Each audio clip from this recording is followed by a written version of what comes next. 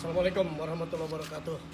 Saya malam ini berada di Kampung Munjul, Desa Munjul, Kecamatan Munjul, bersama Pak Dahlan selaku pemilik kios Pomini ini. Fakta dunia terbalik. Orang kaya beli pertalit, tapi pengemudi ojek atau yang usaha kecil-kecilan harus beli pertamax. Ini tugas kita sebagai penyelenggara daerah atau penyelenggara negara. Walau bagaimanapun harus ada perubahan. Jangan seperti ini. Bahkan banyak yang ngadu, konon katanya traktor saja atau pompa air saja harus pakai pertamax. Padahal mereka punya pompa air pun kadang-kadang dapat nyewa, bukan milik sendiri.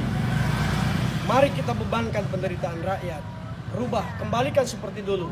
Yang miskin beli pertalit, yang kaya silakan beli pertamax. Jangan dibalik. Ini malah yang kaya beli pertalit, tapi yang miskin wajib beli pertamax.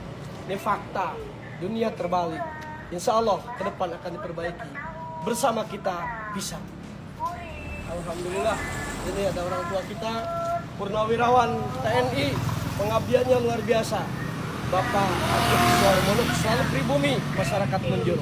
Dan teman-teman dari media dan juga dari tim kita, AONYES, tim Grafis Pandeglang Berjaya.